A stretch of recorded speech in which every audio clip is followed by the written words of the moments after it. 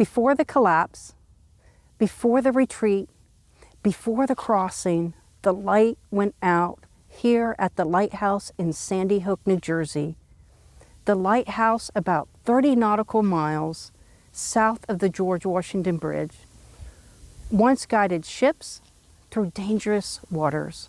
But in early March of 1776, the light was removed, not by the enemy, but by the Patriots, strategically, deliberately, to survive. And sometimes in life, the moment peace falters is not when things break.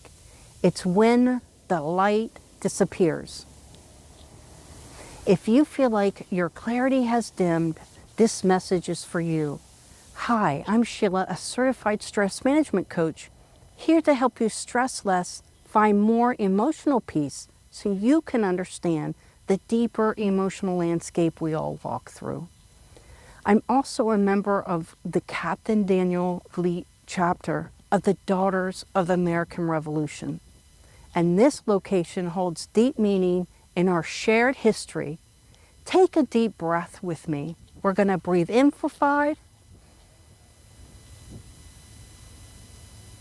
We're going to hold for 5. Now we're going to let go for 5. Again, breathe in. Let go. Here at Sandy Hook Lighthouse, we explore 5 peace lessons from the moment the light was taken.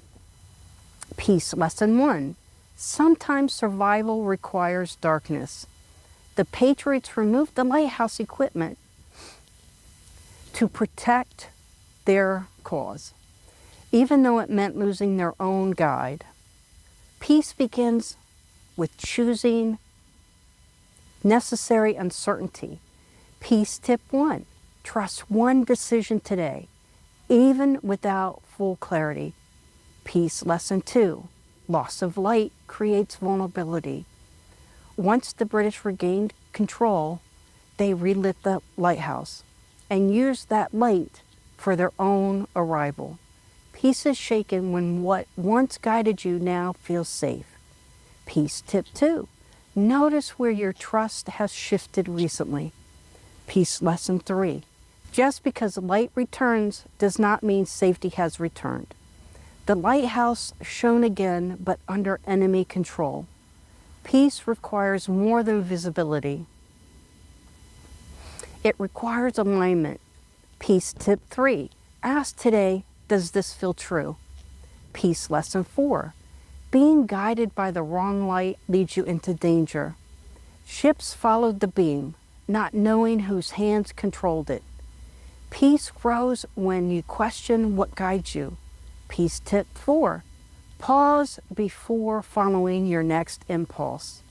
Peace lesson 5, the loss of light often comes before collapse. Sandy Hook came before Fort Washington. The dimming of clarity often precedes emotional breakdown. Peace is strengthened when you recognize early signs, Peace is strengthened when you recognize early warning signs. Peace tip 5, listen today for subtle signs instead of waiting for crisis. Here at the edge of the ocean, the absence of light teaches us darkness does not always mean defeat, but it always calls for awareness. If this lesson spoke to you, continue the journey through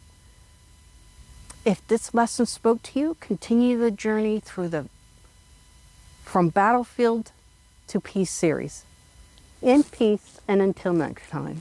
For my history enthusiast, the Sandy Hook Lighthouse dates to the American colonial period, again in the very beginning of March 1776. Patriot forces removed the lighthouse's copper lamps, glass lanterns, and whale oil casks to prevent British naval navigation. By spring of 1776, British forces had regained control and repaired or relit the lighthouse. For most of the war, the lighthouse remained under British or Loyalist control. and was defended as a strategic coastal aid. Its light, once a guide for safety, became a tool of occupation. Today, Sandy Hook stands as both a coastal landmark and a reminder. Today, Sandy Hook stands as both a coastal landmark and a reminder that control of light has always meant control of movement. Again, in peace, and until next time, for my history enthusiasts who would like a view around, let's have a look around.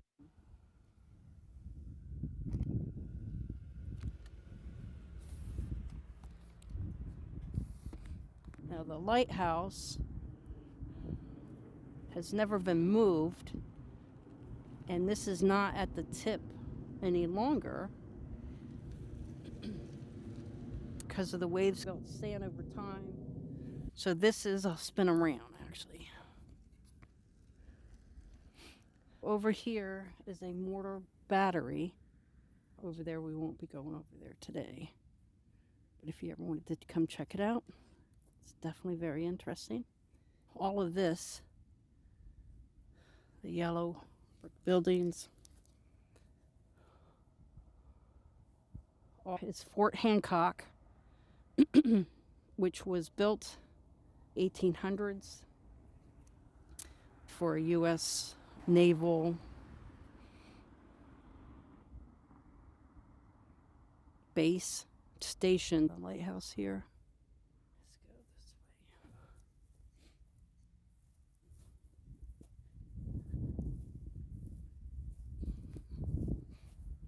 go this way. Let's see what this says. Nice view of the lighthouse.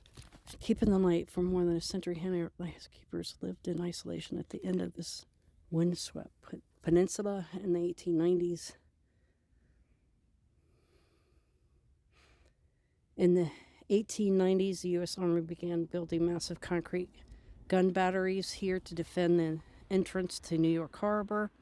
Fort Hancock was established to man the guns. The current two-family keeper's quarters was built in 1883, as is the fifth house to stand near the site. The keeper and his assistant climbed the spiral stairs to the lens house every day before sunset to light the lamps. Trimming the lamp wicks, cleaning soot from their lens, and carrying oil up to the tower were some of their daily chores. To the tower were some of their daily chores. We have Sandy Hook keeper Samuel Jewell and family around 1890. Sandy Hook Lighthouse keeper Enoch G. Hand around 1936. Today, the U.S. on December 8, Guardsman Chester turned off the light for wartime security. Today, the United States Coast Guard maintains the automated light and lens, while the National Park Service cares for the tower. Can you imagine climbing that every day? Let's go around to the front. If you could see, out there is the Bay Rare Lighthouse Keepers, 1883. Visitor Center. Here.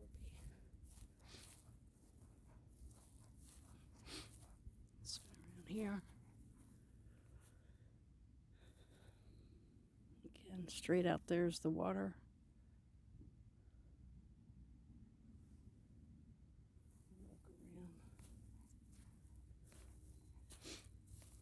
Here. The lighthouse once again. We'll go across the street.